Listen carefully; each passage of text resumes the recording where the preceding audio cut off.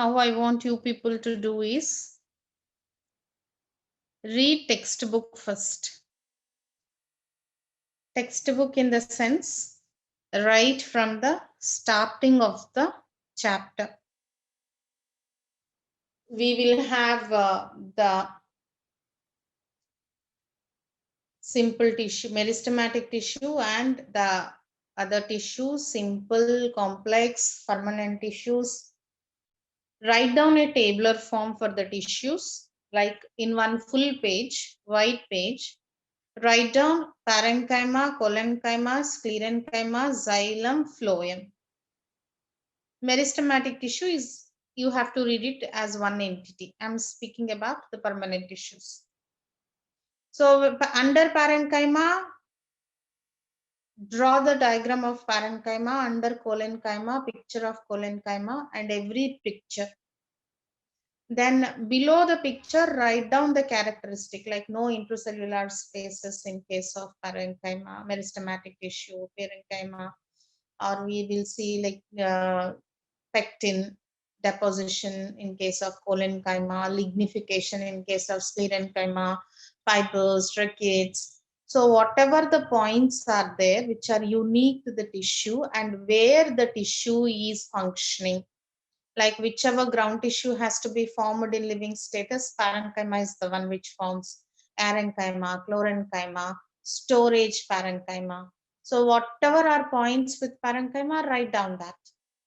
So in one page, you write down the tissue and write down the points. You will be clear of what tissue is which composition, what tissue is where it is. It should take half an hour. To close your eyes and recollect, it should take another 15 minutes at the max. Then in the same way, when you are doing NCERT, draw the pictures of dicot stem, monocot stem in one sheet. Dicot root, monocot root. Dicot leaf, monocot leaf. When you read the description of each, write down the points. How is epidermis here? How is epidermis there? How is cortex here? How is cortex there? Right? We have hypodermis, collenchymatous only in dicot stem. We don't have such thing in the monocot stem. So the differences will make you clear that you will not get confused. Then what are the cortex here, cortex there, endodermis here, endodermis there, pericycle here, pericycle there, stele here, stele there, xylem, phloem, distribution here, there, polyarch condition, tetrarch condition, pith, how is the pith, everything. Same side heading, write down the characters in both, so that you will have a clear idea. So if you keep 1.5 hours with you, that should be fine. Reading all the tissues, concise them, all the differences will also be clear. You will not get confused. Luckily in competitive part we don't have much in anatomy.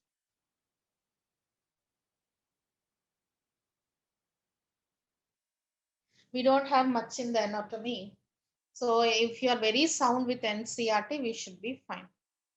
Then you have ground tissue. Study the ground tissue. As you know, epidermis, stomata, guard cells, subsidiary cells. How are guard cells in monocot? How are they in the dicot? What is the theory? Everything you study. Then read secondary growth as one essay question. What is intrafascicular cambium? What is intrafascicular cambium? What is cambial ring? What is intrastellar cambrial ring? What is the cork cambium? What is phallogen? What is phallodum? What is peridome? Everything, lenticels, everything as one essay question.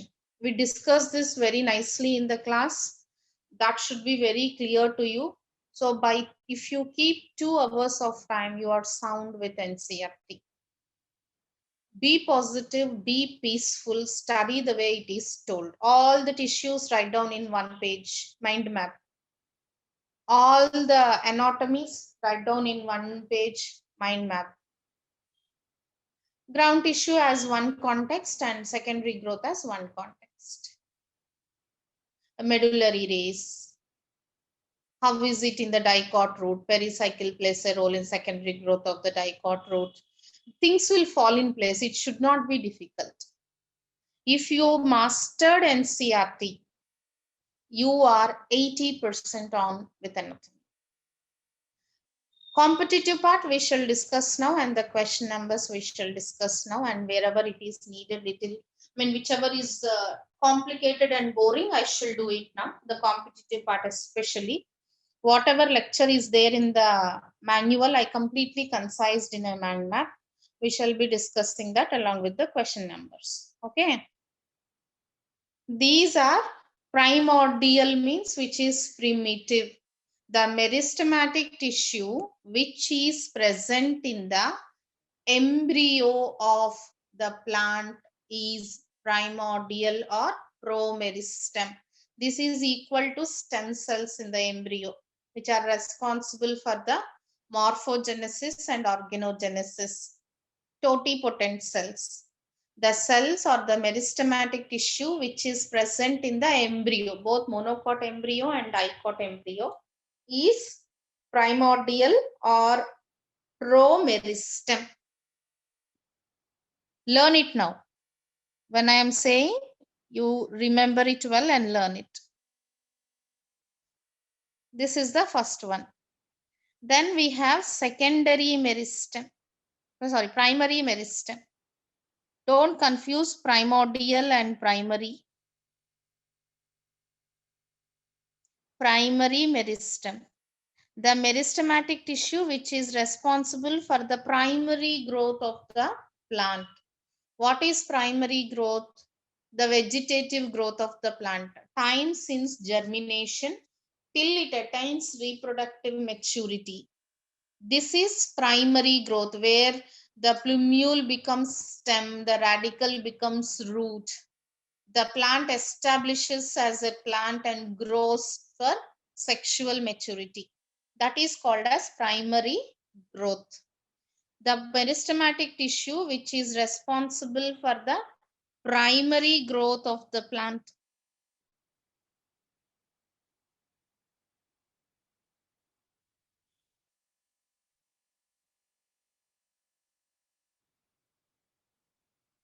is called as primary meristem. Then secondary meristem.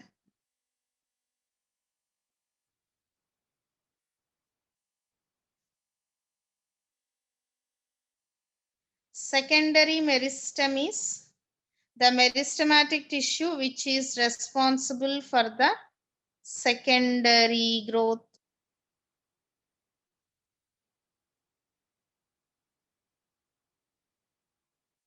So we see only in case of dicots, or few monocots show secondary growth, which we shall be discussing in the last part of the lesson. So the meristematic tissue, the vascular cambium, the phallogen, cork cambium, which is otherwise called as, are responsible for secondary growth, and that is called as secondary meristem. These are types of meristems. Take a screenshot. Then we will discuss the theories.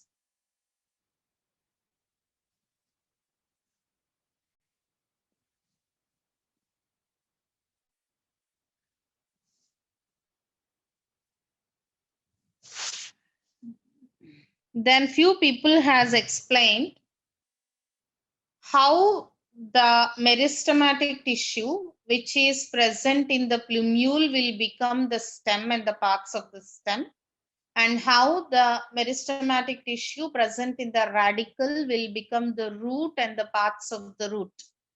So how shall I say this process as? Development and differentiation of tissues.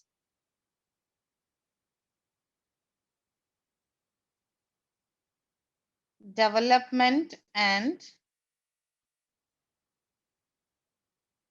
differentiation of tissues.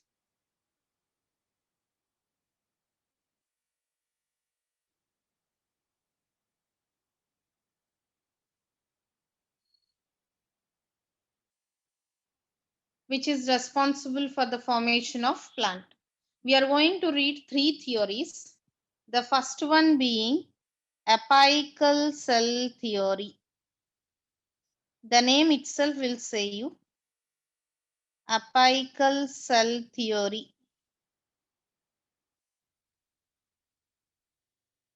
This is by, the names are important, Hofmeister.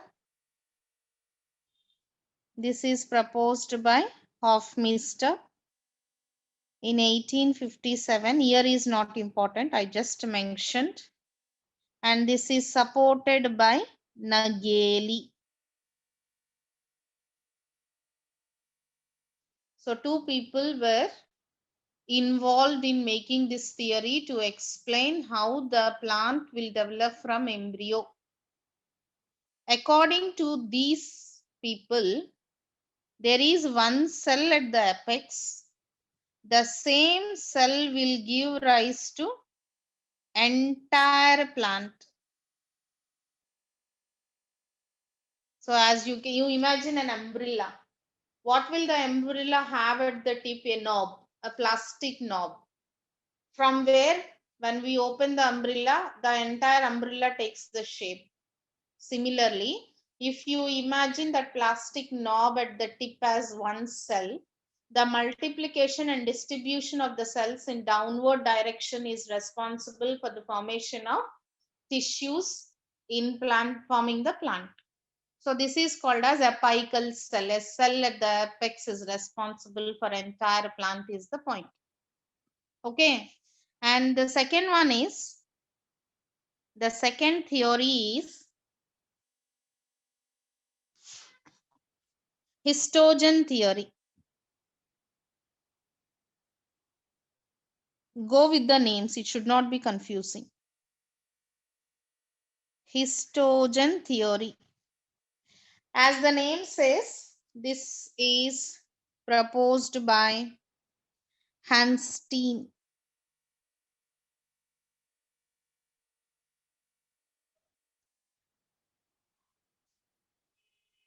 Histo means tissue.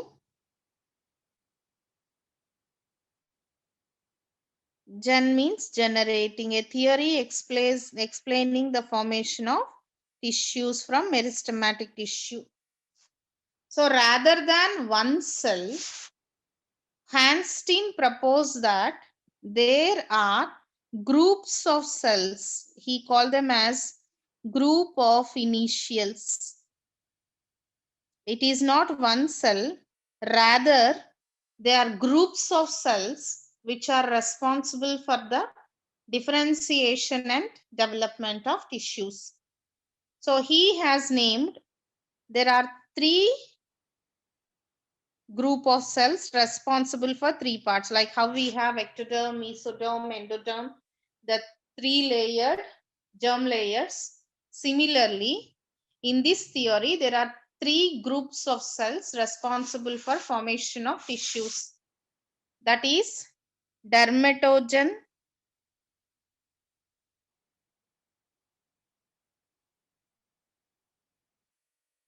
peribelum,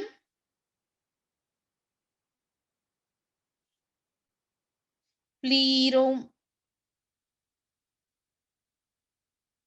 So we have three groups of cells. Dermatogen, as the name says, which generates epidermis.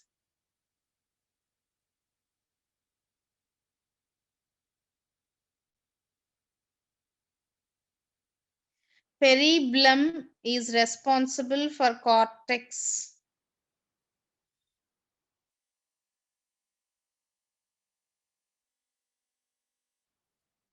Plerome is responsible for stele.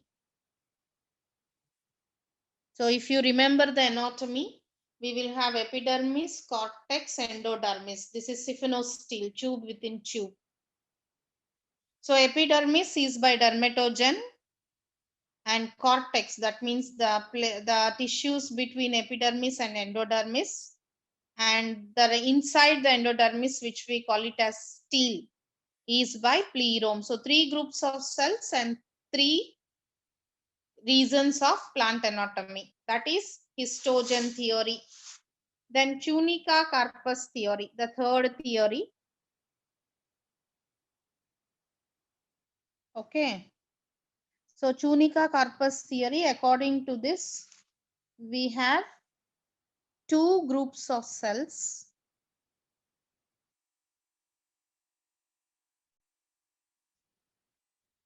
One is tunica and another one is carpus. Tunica is outer, tunic means the outer coat.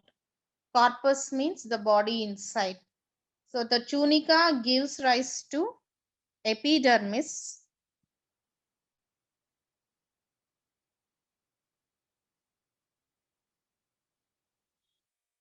And corpus gives rise to, rather than 3, it is only 2.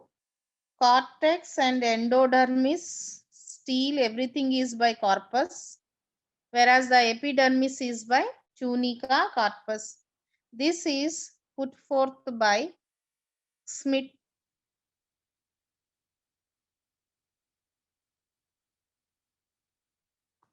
Then we have another theory which is not mentioned in the Corper-Kappe theory. The fourth theory explaining the plant formation. Corper-Kappe theory. This is put forth by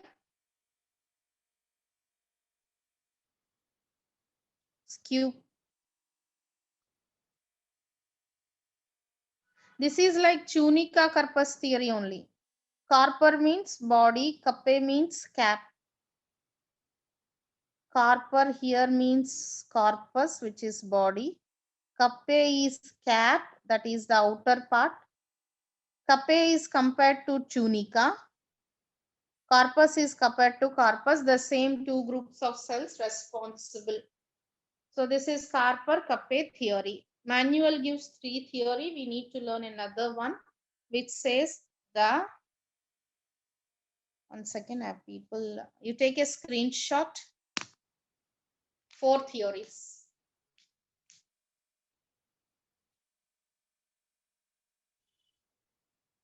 I forgot to add an empty slide when I was doing the questions and converting into PDF. You need to adjust a little with the side space, but take a screenshot. So we are done with types of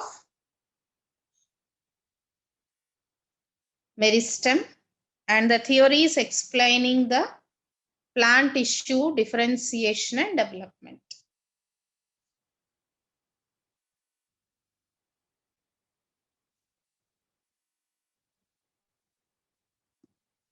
Now, we have, when we read the root part and stem part, one important thing which you need to remember is quiescent center.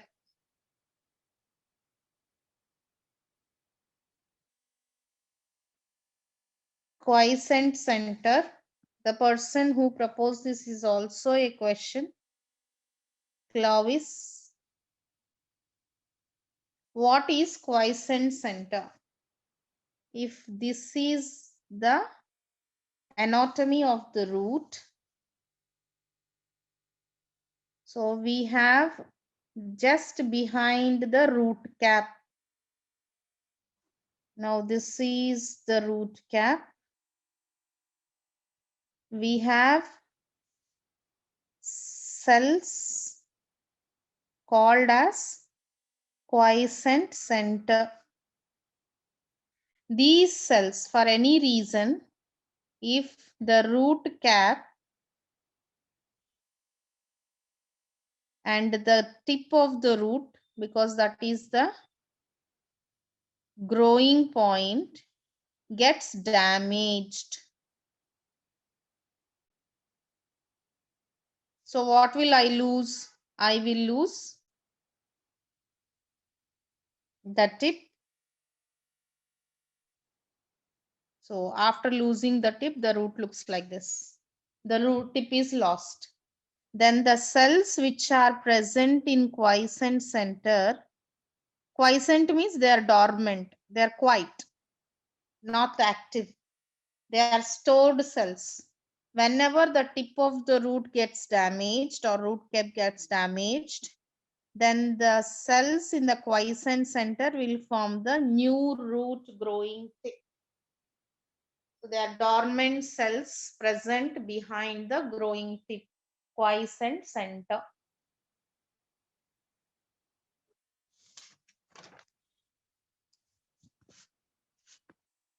Then you have to read parenchyma. We don't have much parenchyma in the competitive part. You need to remember examples for the erenchyma, the hydrophytes, okay, or storage parenchyma. Then we have got the chlorenchyma, the parenchymal cells which are rich with the chloroplast, that is palisade parenchyma in case of photosynthesis performing leaves. So types of parenchyma you go through. Collenchyma also we don't have much anything in the manual part. Then sclerenchyma, you know sclerenchyma much better. What is sclerenchyma? What are types of sclerenchyma like sclerites, macro, brachy, tricho, astero, osteo? All these, the pictures are good in your manual. See the picture, read the content about parenchyma, collenchyma, sclerenchyma.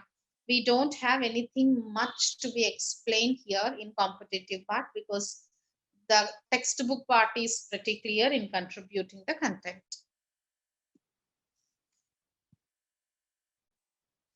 Then there is a context called as xylem fibers.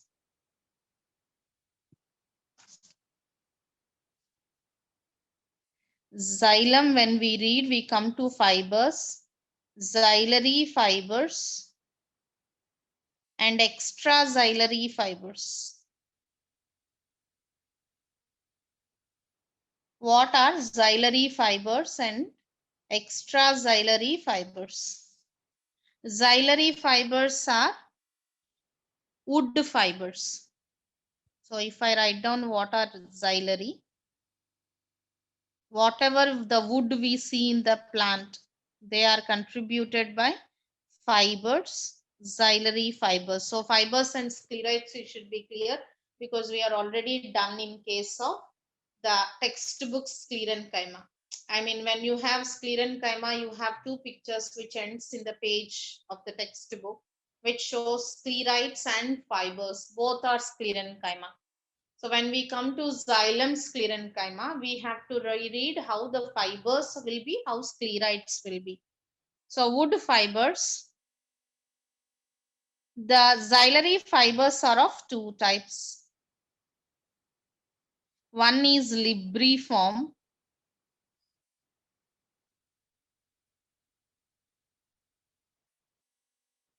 and another one is fiber tracheids.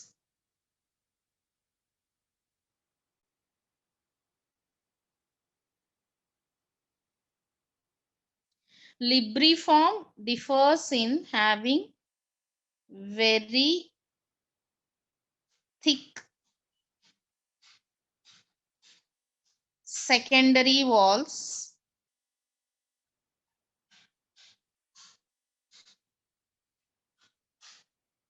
and simple pits,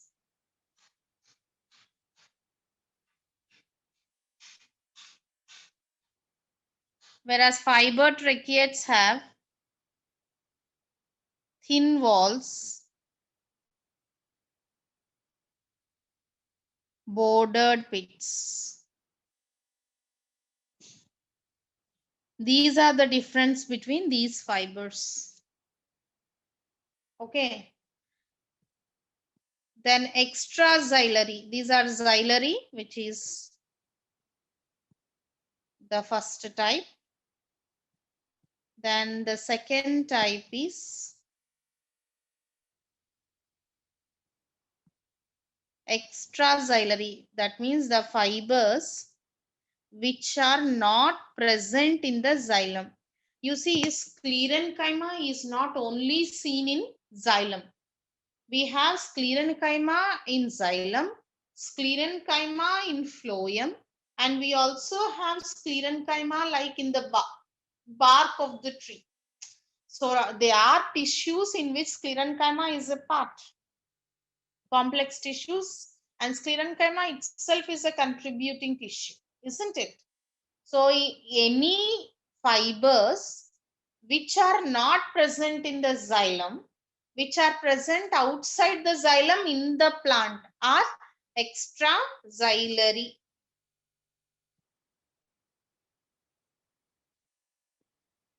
Extraxylary fibers. The fibers present in various tissues outside xylem.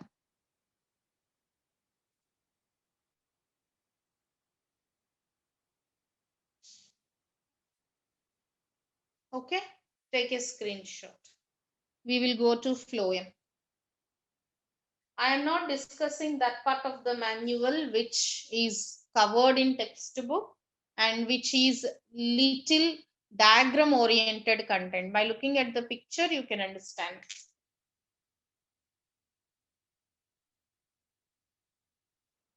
Take a screenshot.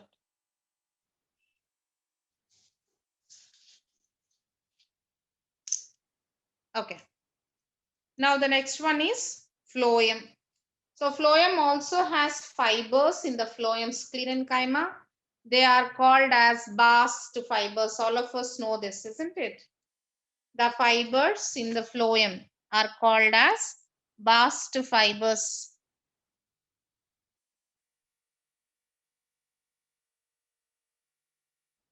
Phloem fibers are called as bast fibers. Okay.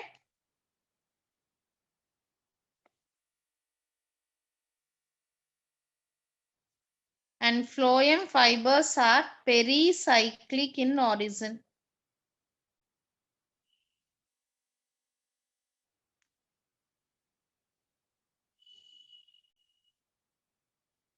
Second point. Then we have commercial application of bast fibers. As you know, we use the wood produced by gymnosperms as timber, the furniture making wood, because the angiosperm secondary growth wood is not pliable like gymnosperm wood, neither durable. So we have the commercial uses from the phloem fibers, not xylem, neither extraxylary. The phloem fibers are textile fibers,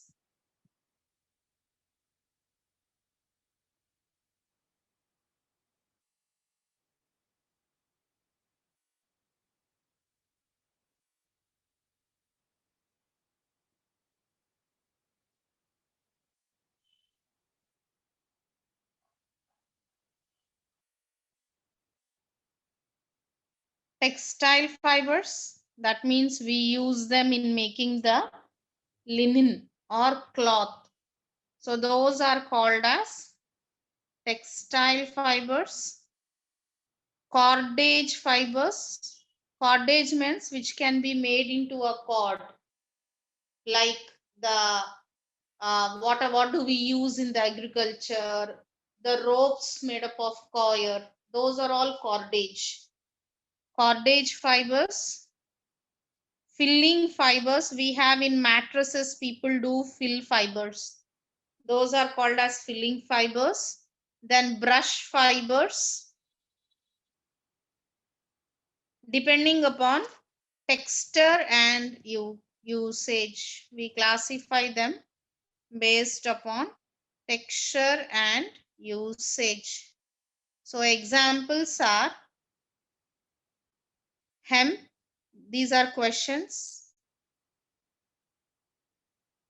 Jute, flax,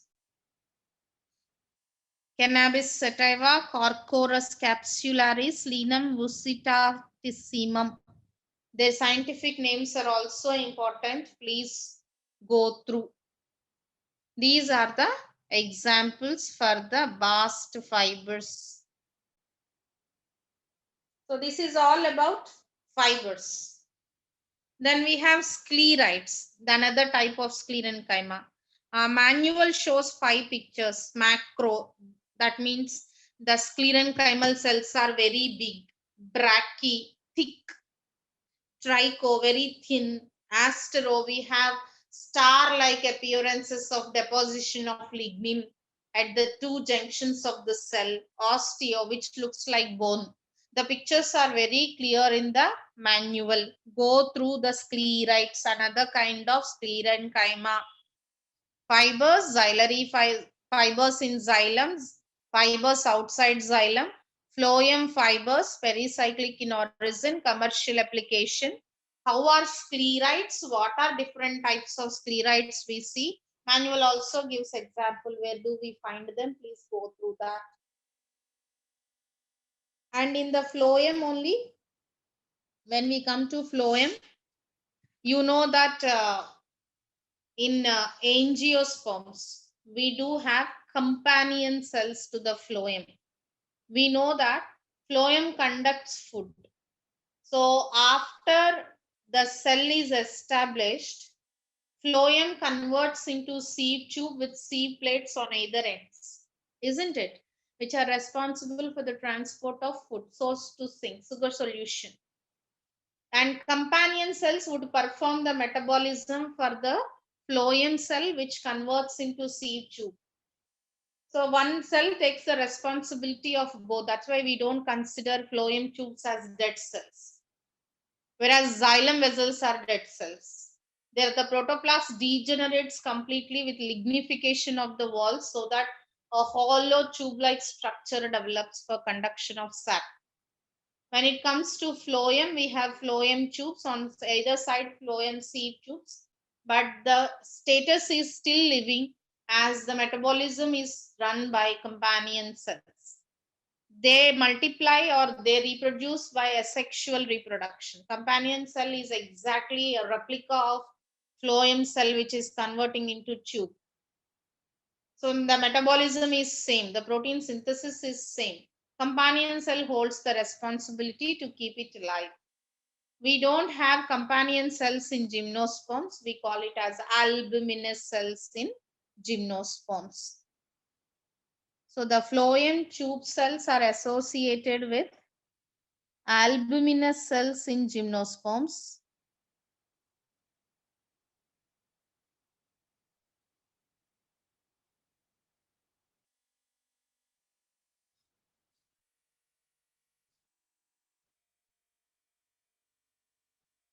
And companion cells in angiosperms.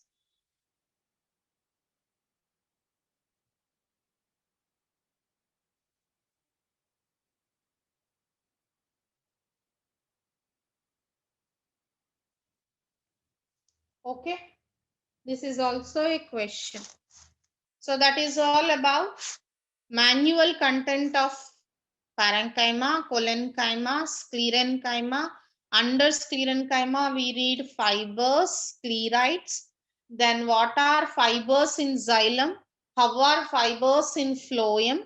And what are sclerites, types of sclerites? Where do we see them?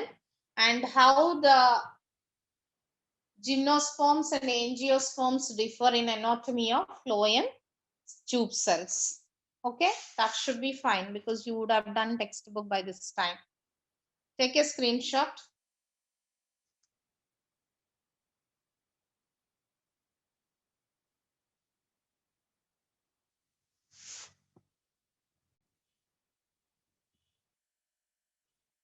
I'm seeing yes or no. Everybody following?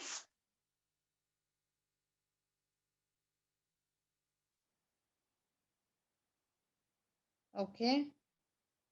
This chapter is easy. You can finish.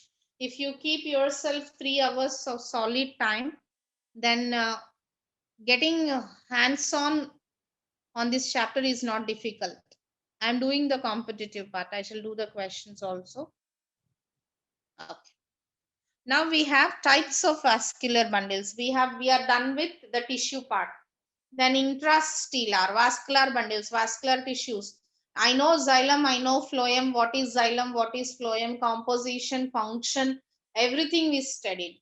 Now we are going to see, because we are reading anatomy, how xylem and phloem are present in each plant.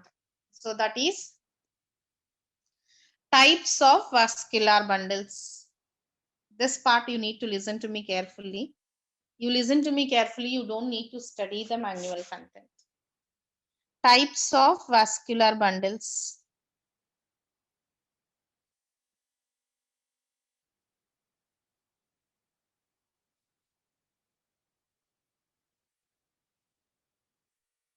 We have two types of vascular bundles.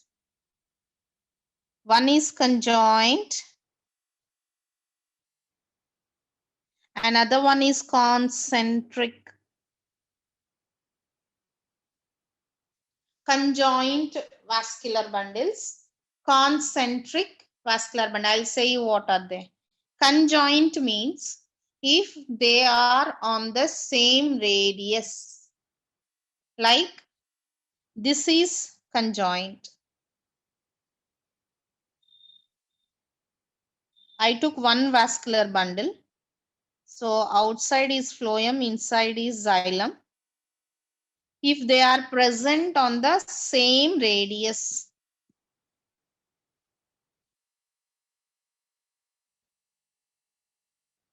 then I call it as joined together on the same radius, conjoint. Whereas concentric is when one vascular tissue surrounds other in all sides. When one vascular tissue surrounds others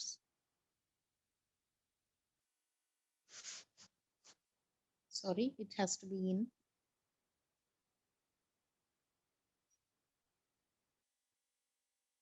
in all sides.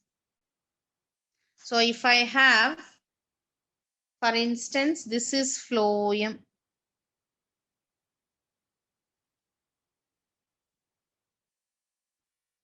And if I have xylem surrounding the phloem.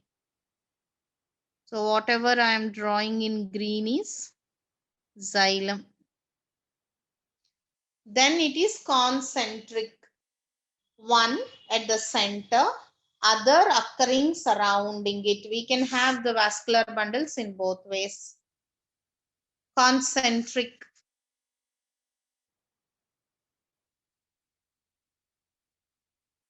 We see concentric vascular bundles in examples. Monocots like Dracaena,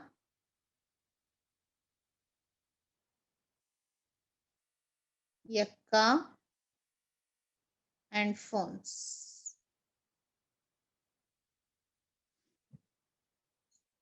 Whereas we see conjoint in the rest of the angiosperms, the dicots.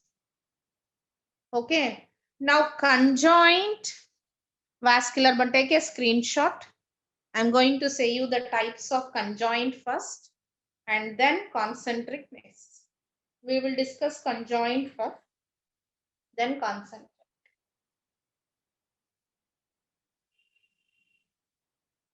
Take a screenshot. We are reading about vascular bundles. So you know, by this time you will study the anatomy in the plant. That should be fine with you. Yeah. Now, types of conjoint.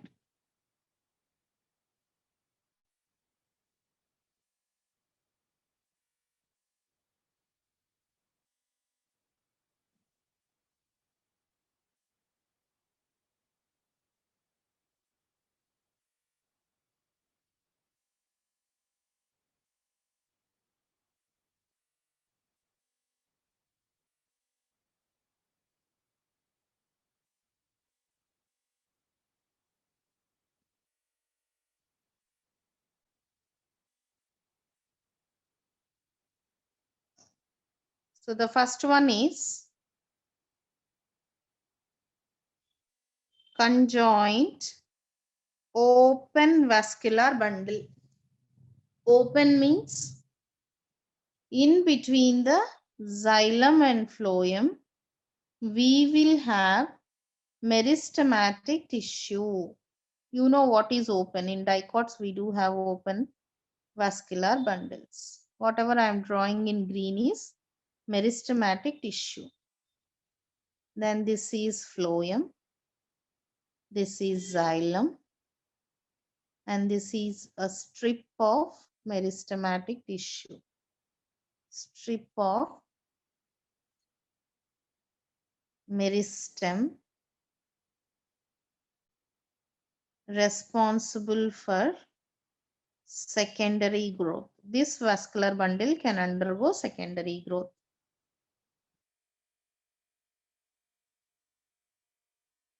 This is open. Then we have conjoint closed. If this is the vascular bundle and I don't have the strip of meristem like how we see in case of monocots, I have only phloem and xylem. This is open conjoint vascular bundle. This is closed. Secondary growth is not possible, called as closed. And the third one is bicollateral. Bicollateral looks like this. If this is the, you can see the vascular bundle has become more cylindrical now from outside. I will have one meristem here, another meristem here.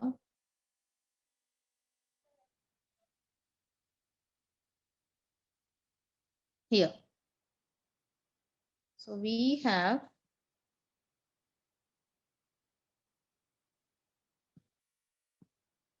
outer phloem from outside to inside. This is outer cambium. Rather than one, we have two strips. Then this one is xylem.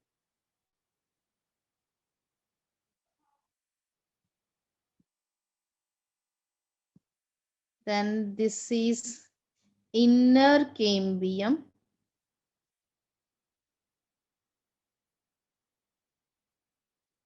And this is inner phloem.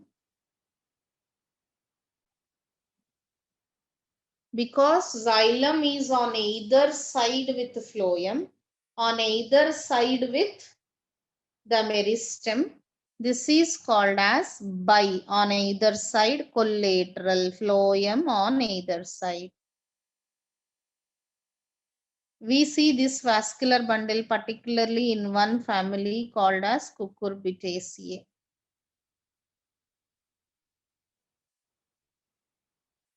Cucurbitaceae. These are types of conjoint vascular bundles. Conjoint closed, conjoint open with a strip of meristem responsible for secondary growth seen in dicots. And we have bicollateral where the central xylem on either side is laid down by the outer cambium, inner cambium, outer phloem, inner phloem. Yet conjoint, bicollateral, seen in Cucurbitaceae family. Got it? Yes.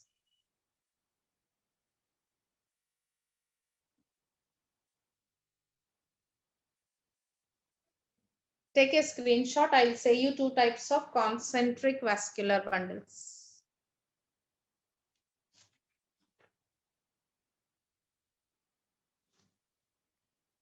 Concentric vascular bundles.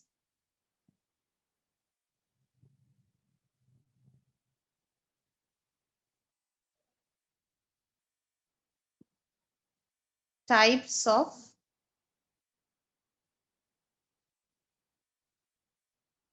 concentric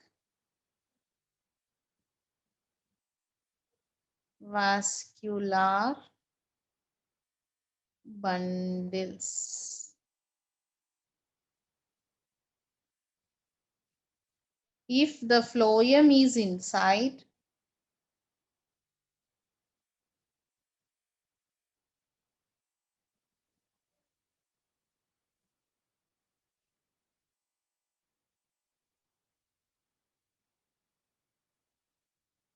and xylem is outside, concentric. Xylem is outside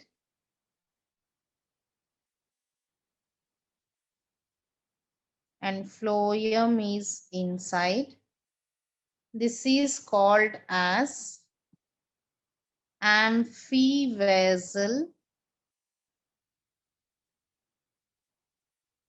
or leptocentric.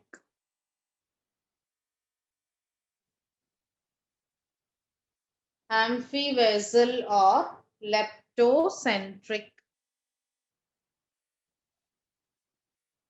Where if you have xylem at the center,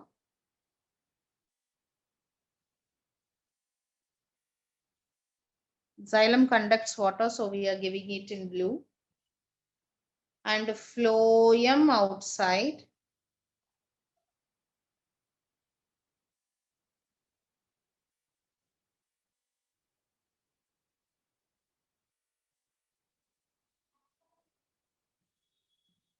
this is called as amphicribral.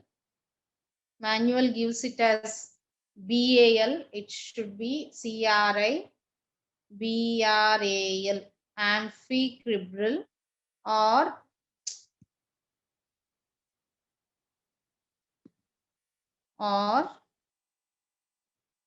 hydrocentric.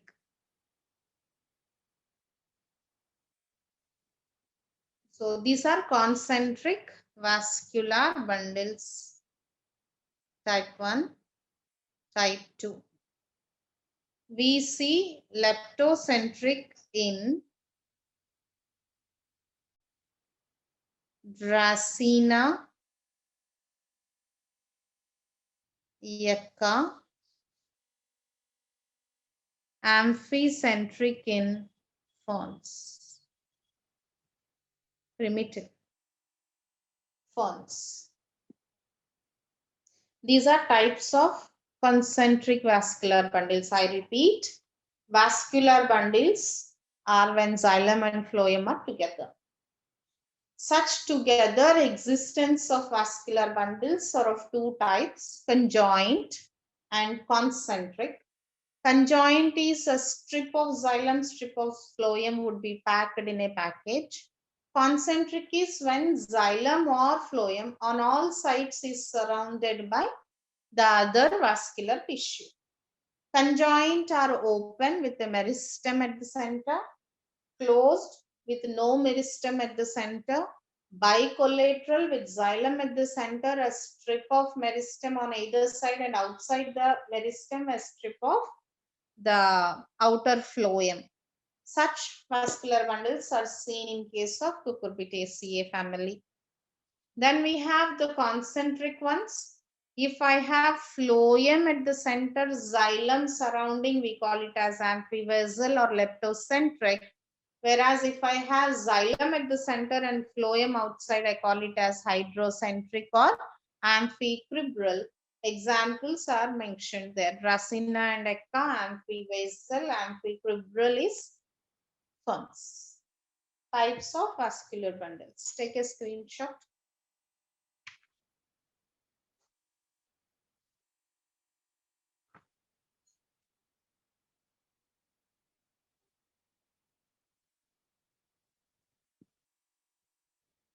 Then the next thing which we have to study is tylosis.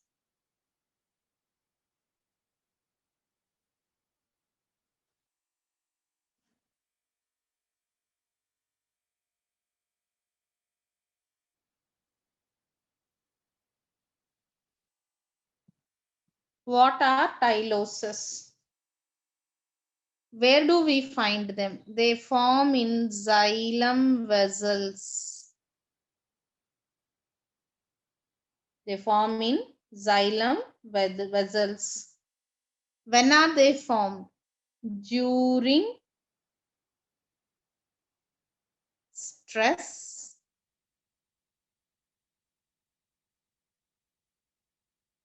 during infection of the xylem by a pathogen.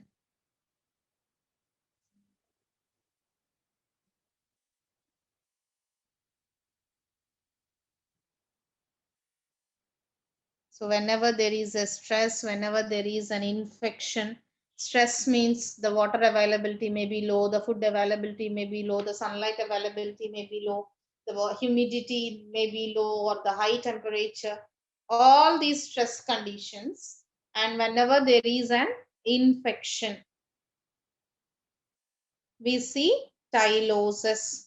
What are they? Tyloses are, this notes is not available in your manual, please write down. Tyloses are overgrowth of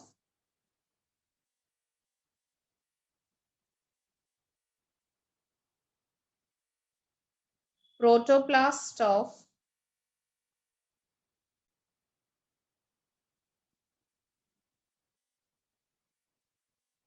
adjacent living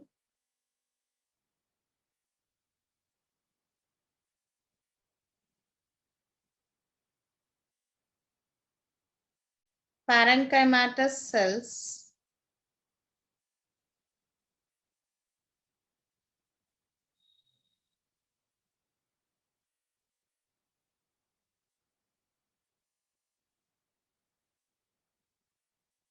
which protrude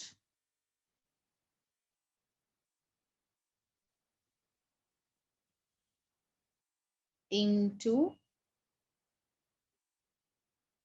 xylem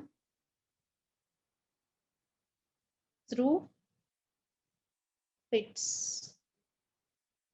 So how does it look? If you see, you think this is the xylem vessel.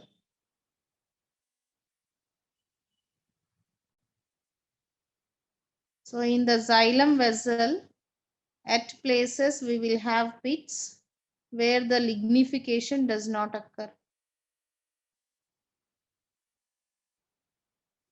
Now this is a pit, this is a pit, this is a pit, and this is a pit.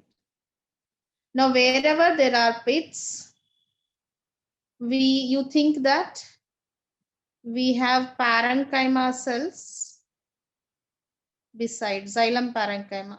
They are supported by parenchyma cells. These are parenchyma cells. So during stress or during infection, what happens is the protoplast from the, what is protoplast? Cytoplasm with a cell wall, that is plant cell cytoplasm. The protoplast from the adjacent parenchymal cells will balloon into the lumen of the xylem. The protoplast would come out. So these balloon-like swellings into the cavity of xylem vessels by protrusion of protoplast from the adjacent parenchymal cells are called as tyloses. Then what are the functions of tyloses? Why do we see such peculiar unique structure in otherwise hollow xylem vessels? This is whenever there is a damage to the xylem vessels, immediately they swell up like airbags in the car. They swell up so that the leakage of the sap does not occur. Prevents the leakage of the sap from the damaged xylem vessels. Prevents leakage of sap from damaged xylem vessels. They act as a plug.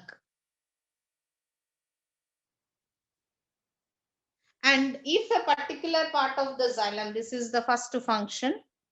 The second function, if a particular part of the xylem is infected, then the growth of tyloses would prevent the infection to spread further, prevents the invasion of parasites.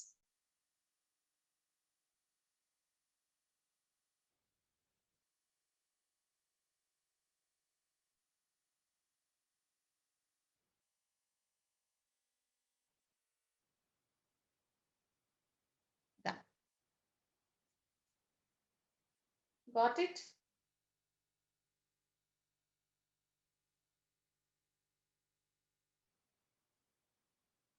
Take a screenshot.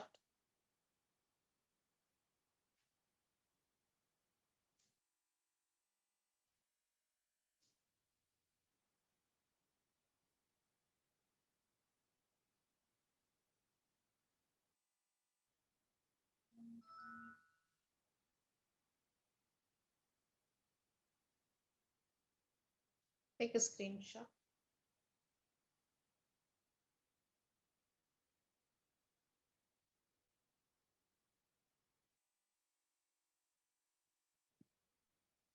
Now, the last part of the lesson is, I'm seeing yes or no, everybody followed?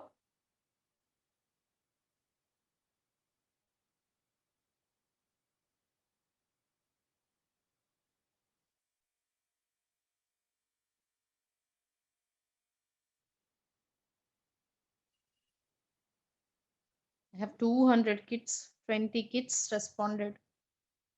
Very nice. God bless you. I don't know why you are so reluctant to respond. Let me say you, no response is not thought to be any good on your part. That says two things. Either you're not being communicative or you're not there in the session. I don't see any positive point by not responding. Anyway, good for the 20 who responded. Then we have anomalous secondary growth.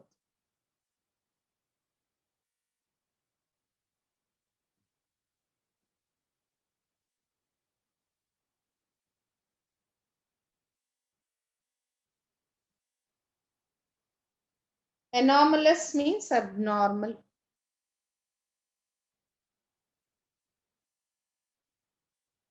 If I see secondary growth in a monocots, or I see secondary growth in a plants which does not genetically show it, that is abnormal.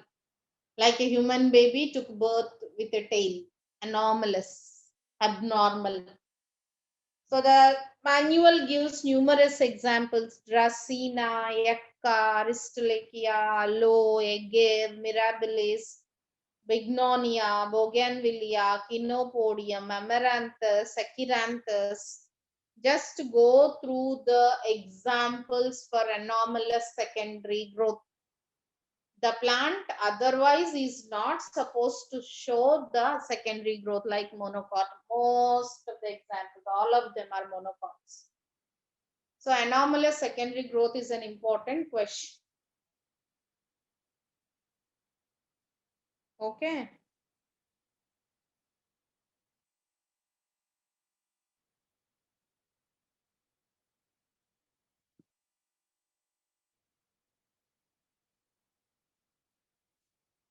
Then question number 6, I am discussing classwork questions, which all need discussion, I shall say you. The others I have covered, you can easily answer.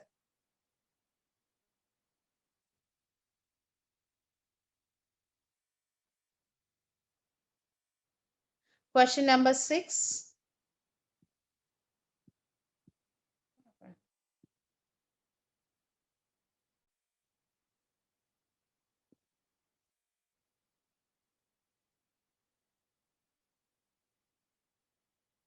The question says interfascicular cambium is found in. So you know how cambium forms, isn't it? If you think this is one vascular bundle, this is another vascular bundle, this is another vascular bundle. So if we have these many vascular bundles, in dicots we have conjoined to open vascular bundles which have a meristematic tissue. This is called as intrafascicular, inside vascular bundle. But on advent of secondary growth, what happens? The parenchyma which is present. Think that here we have parenchyma. Whatever I am drawing in blue is parenchyma. The parenchymal cells which are present in between two vascular bundles, they also differentiate into meristematic tissue. This is called as in between fascicular, vascular bundle. The word vascular, bundle is told with the word fascicular. Interfascicular meristem. So the question says, interfascicular cambium is found in between vascular bundles should be the answer. It is given as within vascular bundle. Answer has to be B. B is the right answer, but given as C, which is the wrong answer. Please note that. Then question number 8.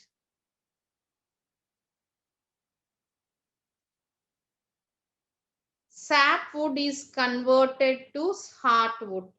So you know what is heartwood, duramen, sapwood, alburdum. These are xylem vessels which are at the center of the plant called as heartwood, and which are at periphery performing the transpiration called as sapwood. You know this. Now, the sapwood only, when the diameter of the plant increases in secondary growth, which we call it as girth, there will be more amount of heartwood forming at the center. So who generally converts the sapwood only will convert into heartwood. The older sapwood would become heartwood and new sapwood forms year by year.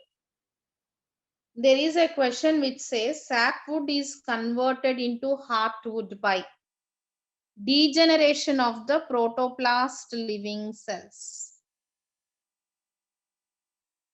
Degeneration of protoplast. So parenchyma should be completely degenerated. Then we have tylosis formation.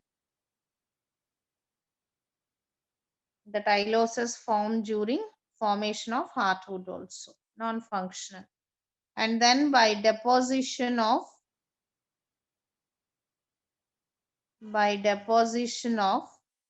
resin soils gums.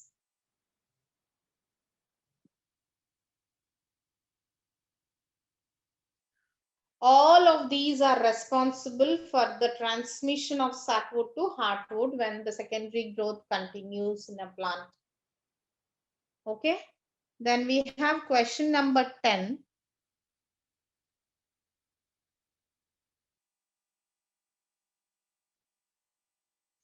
Tracheids differ from vessels. We know that only the angiosperms do have vessels in the xylem, whereas gymnosperms do have tracheids. Even pteridophytes do have tracheids, isn't it? So what is the difference between tracheids and vessels? Even Gnetophyta class in gymnosperm shows vessels. Correct? This is an exception in the xylem of gymnosperms. No other gymnosperm does have vessels. All of them do have tracheids except Gnetum, which is from Gnetophyta. They differ from Tracheids differ from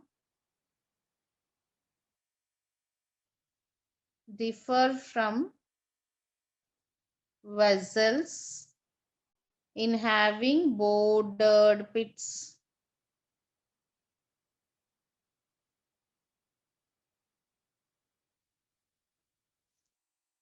This is one discussion point.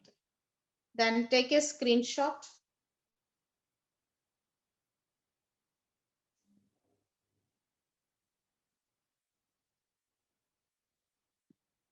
Question number 14.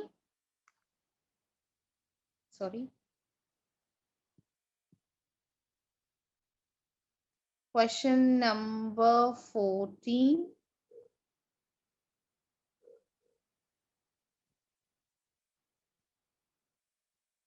So we have a question called, let me take the question only.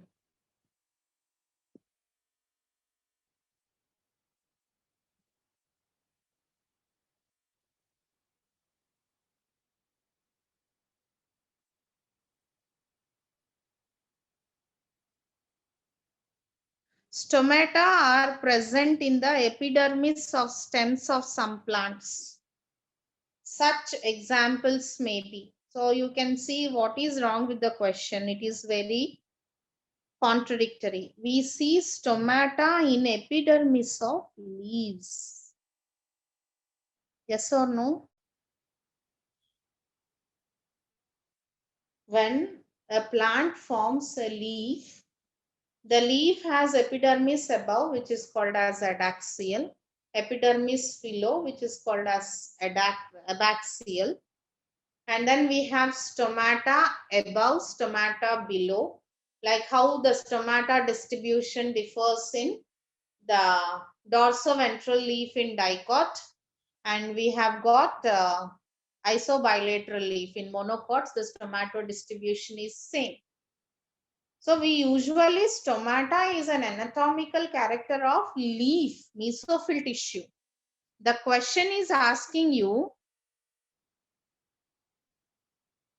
stomata are present in epidermis of stems. When do we see stomata in stem is the question. So if stomata is a leaf character, when do we see stomata in stem? When stem becomes leaf in modification. So that makes it phylloclades and chlorophylls. When stem becomes leaf-like, then stomata also appear on stems.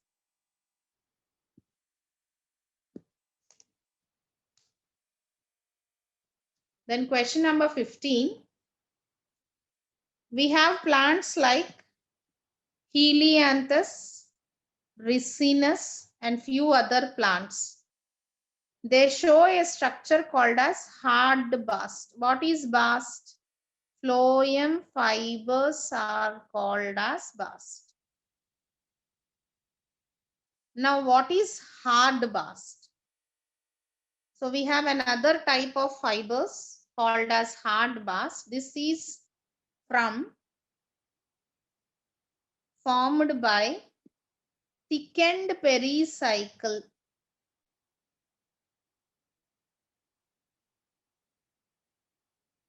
Thickened pericycle above phloem. I will show you. So if this is the stele, how do I have phloem? I'll have phloem like this. Then we have xylem.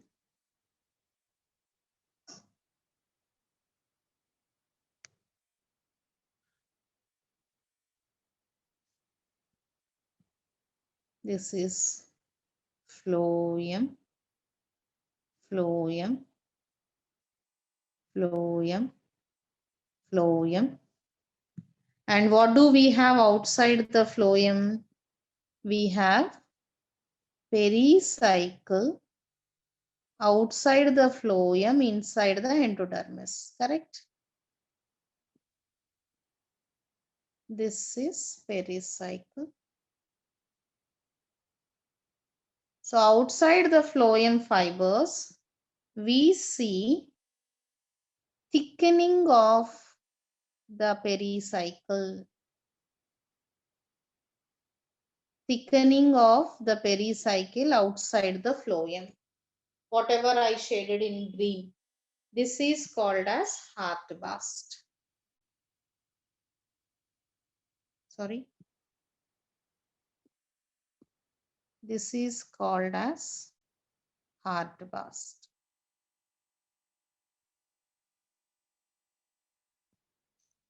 Okay, take a screenshot.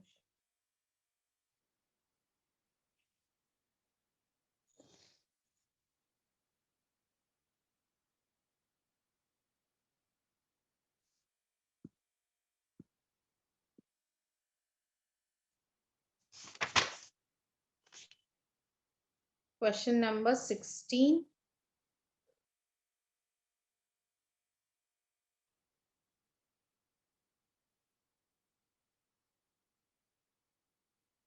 Fibers of sclerenchymatous pericycle in cucurbita stems are called perivascular fibers because they are non-phloic in origin and phloic in origin. Both contribute.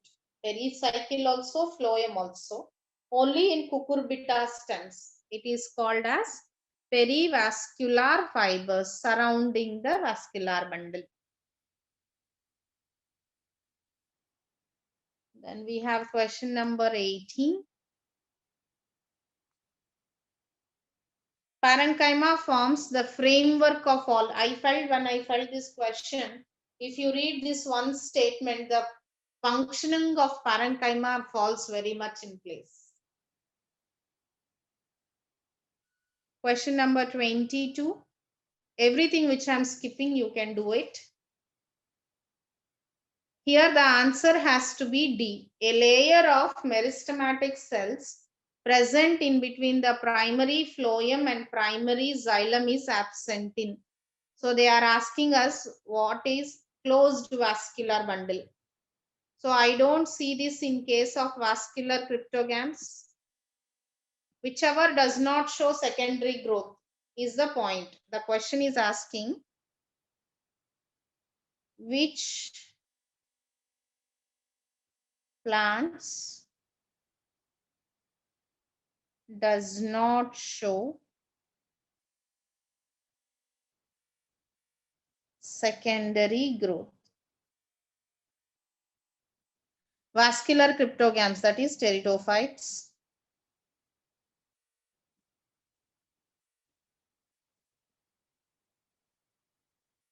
Monocot stems, monocot roots, no secondary growth. So answer has to be D, not A. D, not A.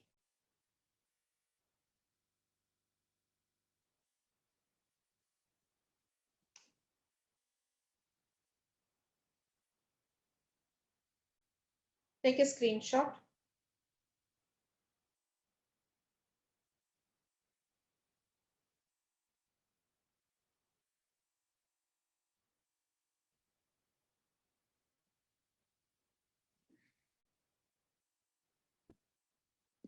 Then I have question number 34.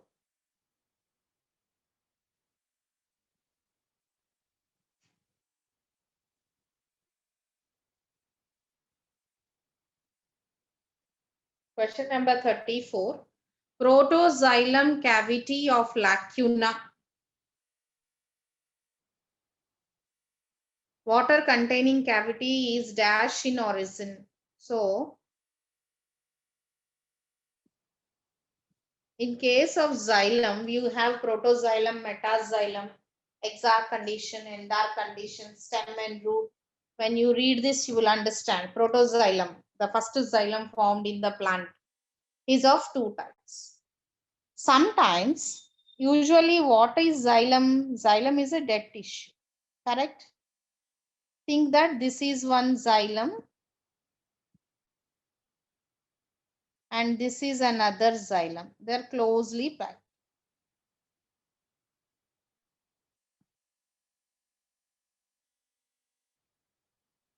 This is another xylem. And the plant felt it should store water because xylem does consist of water. If it wants to store water, it has to make place within xylem tissue. What does it do is, the two xylem cells will separate. They move at a distance, and in between that a cavity is formed where the water is stored.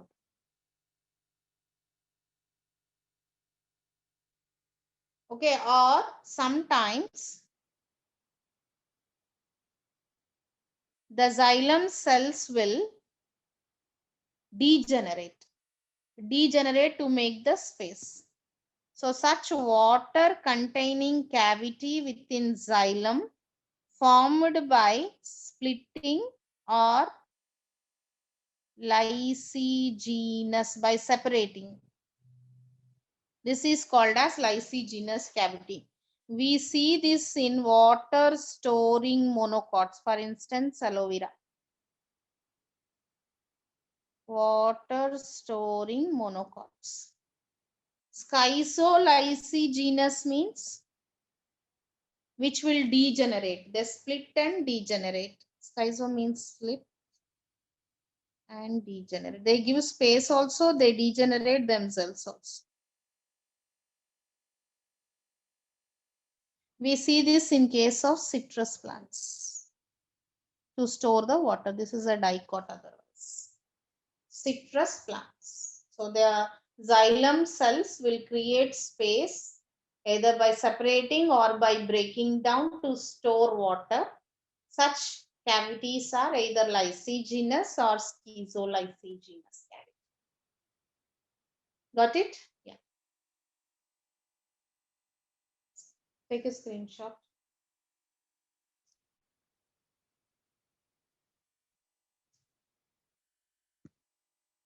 Question number, I have 3 people waiting in the question number 40. Already 10 students left because I am discussing the question. I don't know why we should face the accusation that they are not doing it properly. Yeah. A multi-layered epidermis with as many as 14, 15 layers is found in the leaves of Nerium. Nerium is known for multi-layered epidermis, not in contrast to single layered or one or two layered epidermis. Multi-layered epidermis is characteristic of the Nerium leaves. Remember this. Even for Chetana kids, I did not say it in the when I did anatomy. Multi-layered epidermis is seen in the leaves of Nerium in contrast to single layered or one or four layered epidermis at the max. We see 14 to 15 layers of epidermis in case of Nerium. This is one question.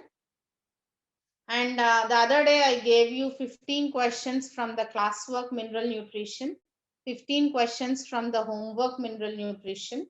So you do next 15 and 15.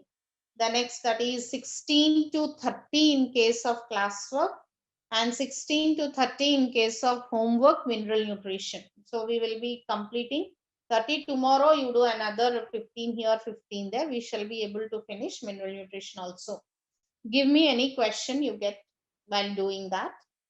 And the homework questions for anatomy are also homework. When you read entire chapter, do them. That should not be difficult. Any doubt, ask me. Because of the time constraints, we can't do anything else. I am filtering the chapter a lot. Then I'm making trials which part of the lesson, if I teach in the revision along with classwork questions, will be fetching you. I'm doing it in the same way. For today's chapter, you don't even, I don't think you have to read competitive part. Just go through it once after finishing NCERT in and out. Homework questions will be easy. Cover mineral nutrition parallelly. Okay? Yes.